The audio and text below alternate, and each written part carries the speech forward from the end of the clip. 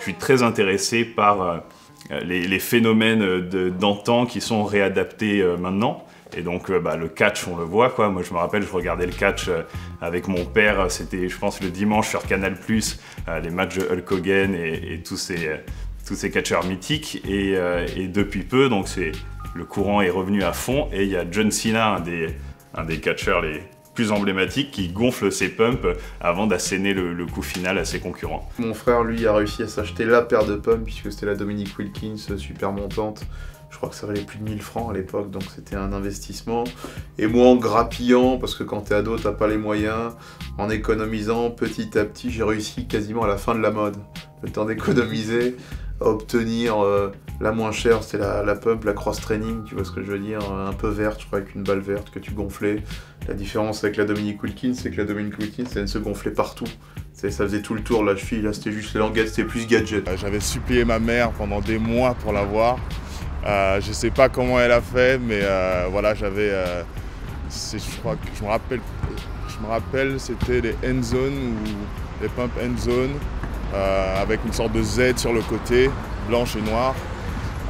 Ouais, pour moi c'était le paradis quoi. C'est vraiment ce qui m'a mis le pied dans l'amour de la sneaker. C'est ce qui a rythmé ma vie aussi. Enfin, je me suis ouvert à la sneaker par la pump. Pour moi, la Bringback reste le plus beau modèle de la sneaker. Une paire que j'ai achetée, on va dire, il y a 3 ans, j'ai dû la porter une fois. Une fois, vraiment grand maximum. Et après, j'ai bien frotté la semelle pour la paraître neuve. Je peux pas, c'est comme si je me baladais avec un Picasso au pied, c'est pas possible, quoi. Les publicités qui sont sorties en 90 où les joueurs emblématiques de la pump, Michael Chang, Wilkins, Bill Walton avaient une pump et une Nike Air. Et donc ils disaient pump up, air out, et ils jetaient la Nike.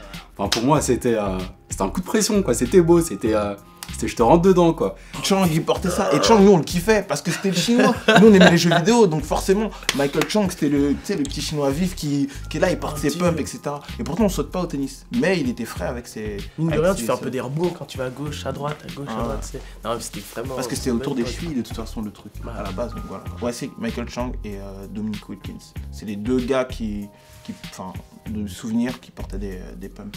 Moi, pour ma part, je suis petit, je collectionnais grave les images Panini de basket, avec les Hakeem Olajuwon, Scottie Pippen, tout ça et tout. C'était un délire basket à l'époque, là. Même tout petit comme j'étais, je voulais faire du basket, tout ça, mais... Et on s'entraînait toujours à sauter plus haut. Donc le côté système air et tout ça, et ça faisait ce truc-là. Plus quand t'es petit, dès que t'as une nouvelle paire de pompes, t'as l'impression genre, t'es bien tendu, tu cours vite, tu sautes haut, ça, mais c'est... Et ça, cette chaussure-là, franchement, ça prêtait bien pour le délire.